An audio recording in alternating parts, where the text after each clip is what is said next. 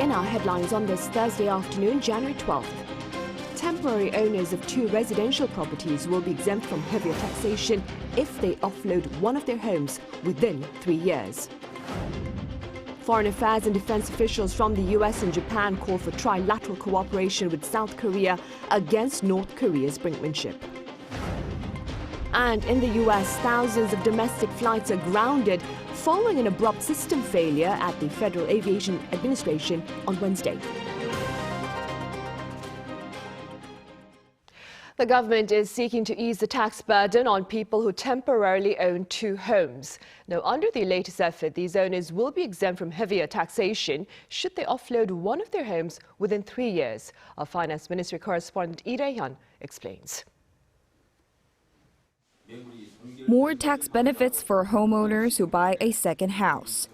This latest policy change will be applied from Thursday. The decision was announced in a ministerial meeting held by Finance Minister Chu Kyung-ho on Thursday. The measure has been introduced to reduce the tax burden on people with 2 houses if they meet certain conditions. Part of the latest policy is the comprehensive real estate holding tax benefit that applies to people with 2 houses who sell their original houses within 3 years of buying their second home. Although the government already extended the period from 1 to 2 years in May 2022, there are still concerns that these people could not sell during that time due to low housing transactions. So the ministry decided to extend this period to 3 years. During the 3-year period, owners of 2 homes will be eligible for the same tax deduction as single home owners. Owners of a single property with a declared value of up to 12 billion won, or around $963,000 do not have to pay this tax. Also, transfer income tax and acquisition tax benefits will now be given to owners of 2 homes with properties located in regulated areas who sell within 3 years. This is extended to 3 years from the previous 2 years. A maximum of 80% of a special tax deduction for long-term holdings will also be given to house owners in this category. While the revised policy will be officially implemented in February, the ministry said it will be applied retroactively starting Thursday. Meanwhile, during the meeting, the nurturing of 10 deep tech-related unicorn companies was also discussed.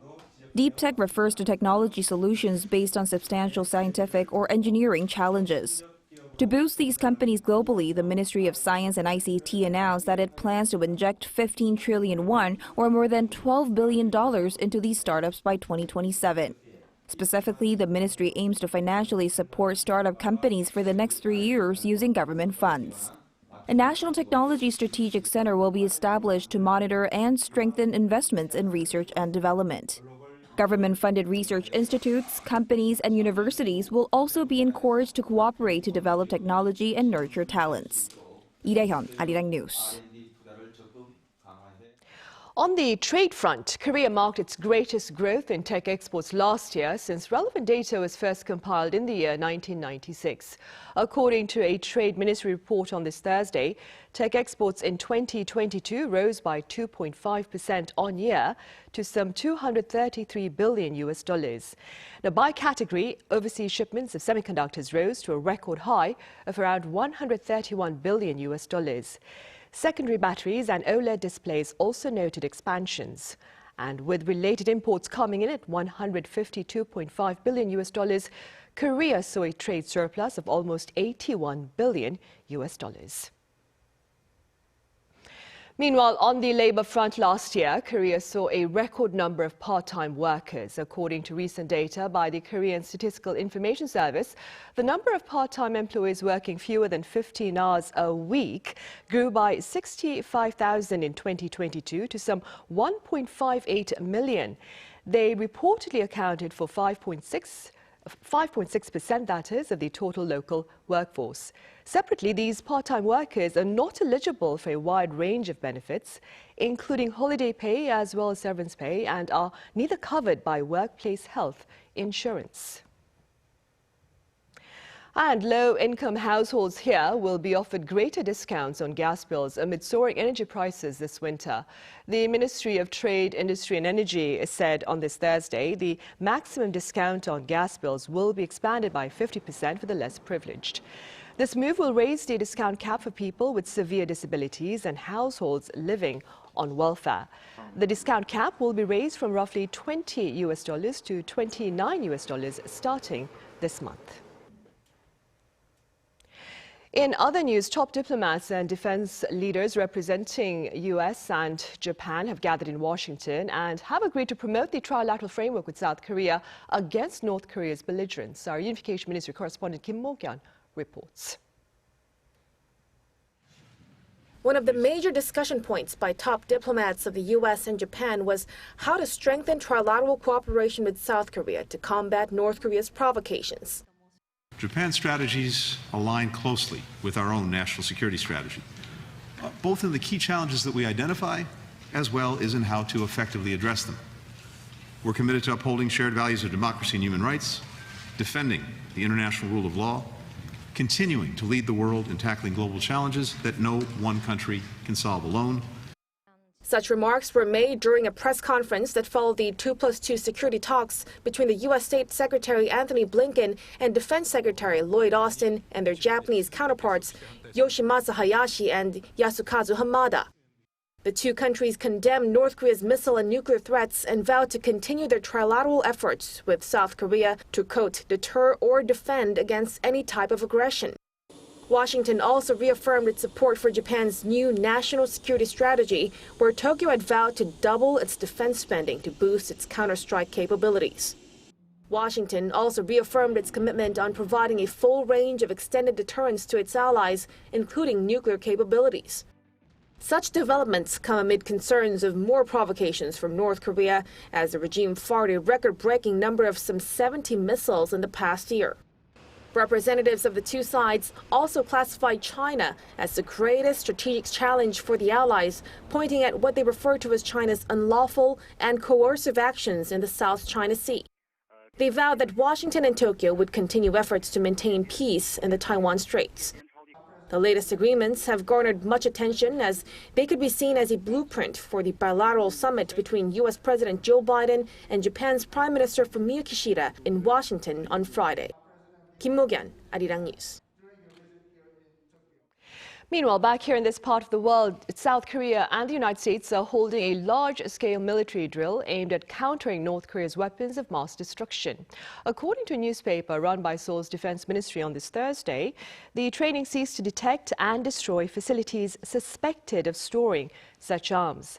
It starts off with a break-in into the suspected venue, followed by tracking down enemies hiding in the bunker, and finally eliminating dangerous materials. Pundits believe the latest drill comes in response to potential biochemical warfare. The four-day exercise lasts until Friday. Seeking peace through strength. Now, this is President Yoon Suk Yeol's strategy for stability and security on the Korean peninsula. Our senior top office correspondent Moon Kon-young explains. Any attack on South Korea should be met with overwhelming response. President Yoon Suk Yeol to his defense chief during this year's Foreign Affairs and Defense Ministry's New Year policy briefing on Wednesday. 가짜 평화에 기댄 나라들은 역사적으로 지속 가능하지 않고 다 사라졌습니다. 힘에 의한 평화를 추구한 그런 국가들은 지금까지 역사상 사라지지 않고. This is based on the South Korean commander-in-chief's strong belief that peace that relies on the other side's good intentions is neither sustainable nor genuine. Seoul's top office said President Yoon also instructed his military to boost cooperation with the U.S. in all parts of the extended deterrence and strengthen Seoul's three-axis defense system in order to more effectively deter North Korea's growing threats.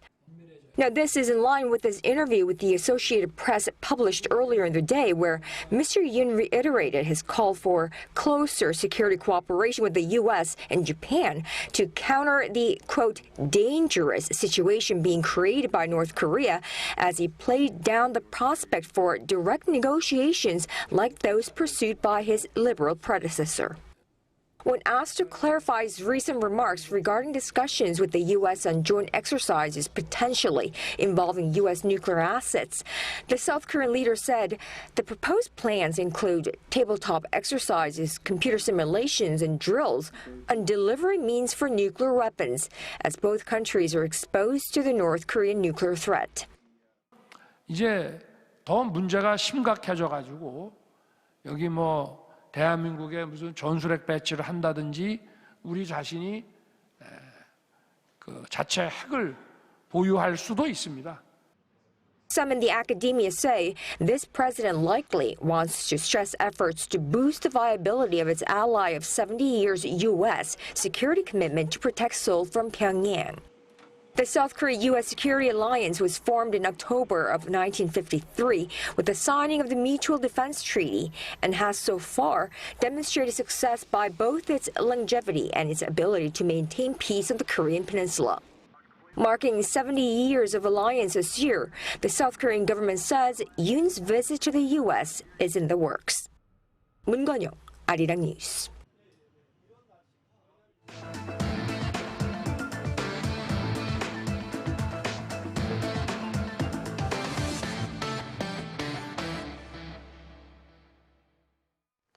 Health officials will address with relevant medical experts the fate of indoor mask requirements next Tuesday. Despite the decline in daily tallies, authorities believe discussions are essential as variables remain, including the rampant rebound in COVID-19 cases in neighboring China. Now, South Korea's daily infections have been retreating in recent weeks, with 54,343 cases reported back on Wednesday, the lowest for Wednesday in 11 weeks. Also, in related news, China is still heavily underreporting its COVID-19 tallies, but it is nonetheless sharing more information about its outbreak. Now, this is according to the COVID technical head, Maria Van Kerkhove at the World Health Organization, who also urged Beijing for greater transparency, as there are, quote, very important information gaps that need to be filled in. Her remarks follow the health body's earlier concerns regarding the accuracy of China's official COVID-19 tallies. Beijing surrendered its zero-COVID strategy last month, triggering a frightening wave of infections, but claims only 37 losses of lives from the virus have been reported since then. Over in the U.S., an unexpected system failure at the Federal Aviation Administration grounded thousands of flights there on Wednesday. Our Lee Jung-jae reports. The Federal Aviation Administration announced Wednesday that it has lifted its ground stop on all U.S. flights after a nationwide system failure. Of the 21,000 flights scheduled in the U.S. on Wednesday, more than 3,700 were delayed and more than 600 were canceled. While the agency says it's continuing to look into the cause of the initial problem, it said that a malfunction in the Notice to All Air Missions, or NOTAM system, was behind the 90-minute-long ground stop. Officials say the current assessment is that the failure was the result of a glitch and not something intentional. However, all possibilities are being looked at to ensure that FAA systems were not breached. The NOTAM system is responsible for sending out flight hazards and real-time restrictions to pilots. In response to the outage, White House Press Secretary Karine Jean-Pierre said President Joe Biden was briefed by the Secretary of Transportation. She said while there is no evidence of a cyber attack, President Biden directed the Department of Transportation to conduct a full investigation into the cause. One FAA official said that the system that had failed was overdue for replacement, with many calling for aviation system upgrades. Lee Jung-jae, Arirang News. Meanwhile, the efforts of Koreans in diverse fields aimed at advancing Korea's image and its culture overseas were applauded here in capital Seoul on Wednesday at an annual event. Our Shin Se-byuk was there.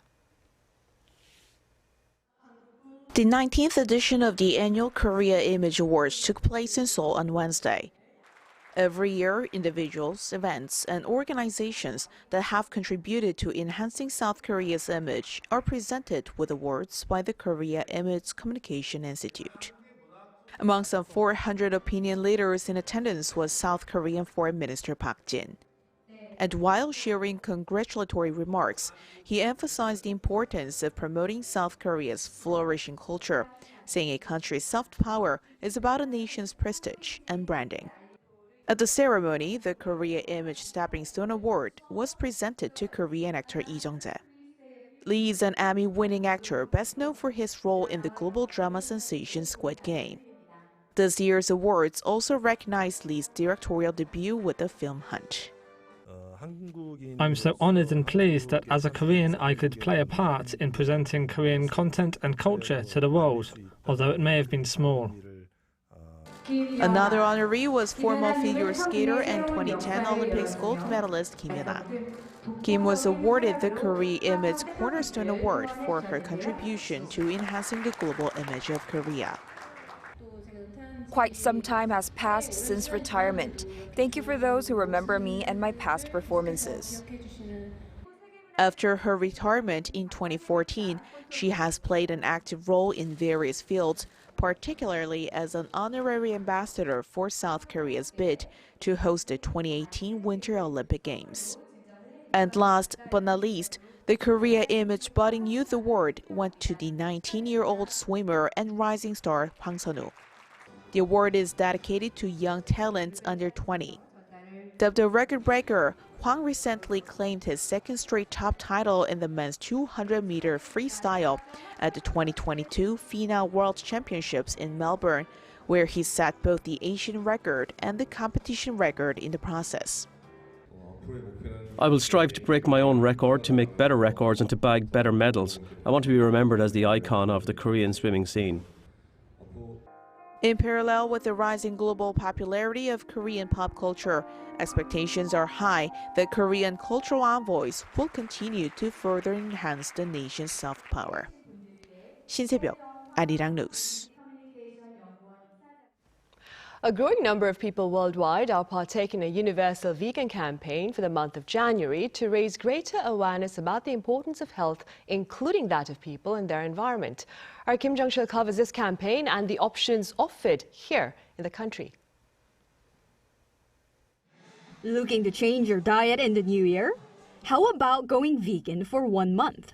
It's actually an international campaign with nearly 3 million people signed up.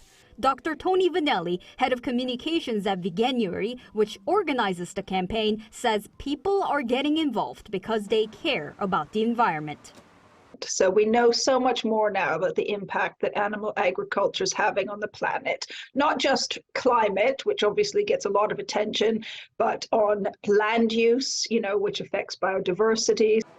It's a growing trend to care about the environment, health, and also animal welfare. In fact, the market for vegan products in South Korea has grown to $500 million, and globally it's at $20 billion. So South Korean companies are taking the challenge head on. The company Pulmuon, for example, has dived into the vegan restaurant business. In central Gangnam, where tens of thousands of people live and work, this restaurant right here opened up last spring, serving only vegan dishes. Customer favorites include the tofu cutlet and the plant-based bulgogi rice ball. Even the drinks on the menu are vegan approved. I asked the brand spokesperson about the secret behind the restaurant's popularity. This restaurant aligns with the desire of younger consumers to spend money on their values, such as protecting the earth and tackling health issues. Another South Korean company, CJ Jeiljedang, makes vegan versions of its best-selling items, one of which is dumplings. In the supermarket, vegan dumplings sell for about $4 a package. They're economical, so eating vegan is always an option. Dr. Vanelli says each person who tries going vegan contributes to a big difference to the environment. Since we started 10 years ago, we've had over 2 million people take part. And we had scientists look at the impact that those 2 million people will have had. And together, it's a huge saving. So it's the carbon equivalent of over 1 million flights from London to Paris. So that's massive. So taken, as a community of people doing this, it really does have an impact. 김정실, 아리랑 뉴스.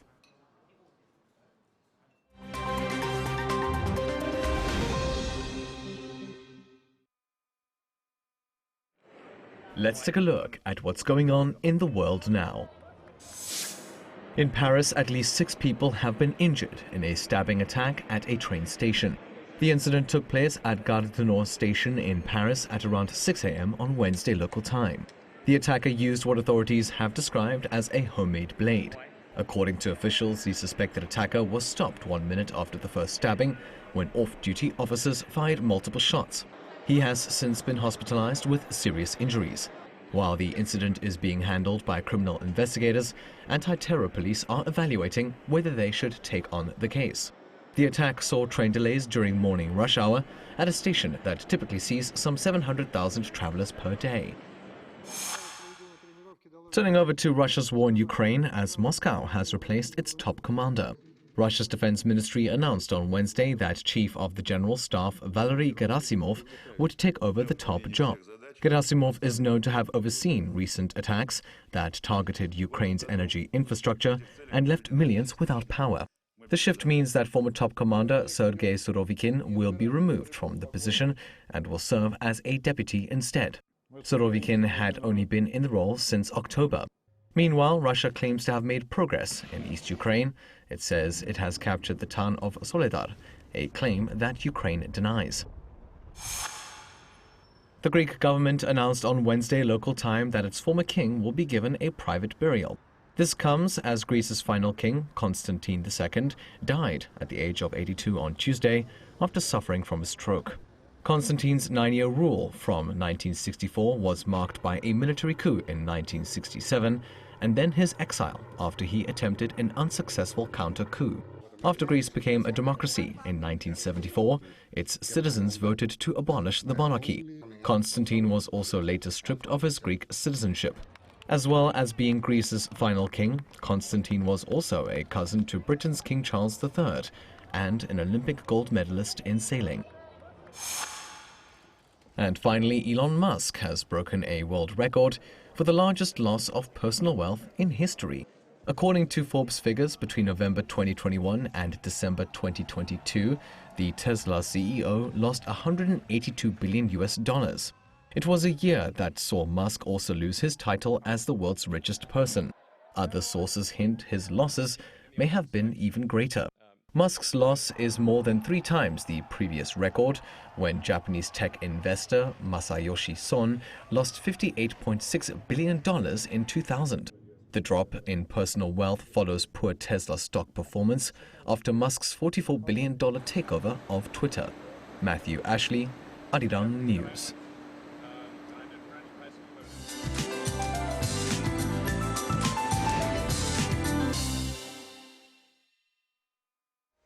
Hello, I'm Lee Ji-hyun with the latest weather updates. We're getting a taste of spring this Thursday rather than the heart of winter, with temperatures hovering about 10 to 13 degrees higher than the average temperatures for the middle of January. However, the ultra-fine dust level in the capital region remains high today. We had sunny skies to start the day, then we'll notice skies getting gray from southern parts of the country, with Jeju Island seeing heavy rain along with strong winds this afternoon. Jeju and the south coast could see monsoon-like levels of heavy rain, which could fall at a rate of 30 to 50 millimeters an hour. And that rain should gradually spread to the rest of the country overnight. Now, Seoul and inland regions could receive 5 to 40 millimeters of showers. And tonight's rain will ease the dryness in the air and wash the dust away. And please do expect to see on and off rain or snow through Sunday. Then the winter chill makes a comeback next week. With that in mind, here's a look at the weather conditions around the globe.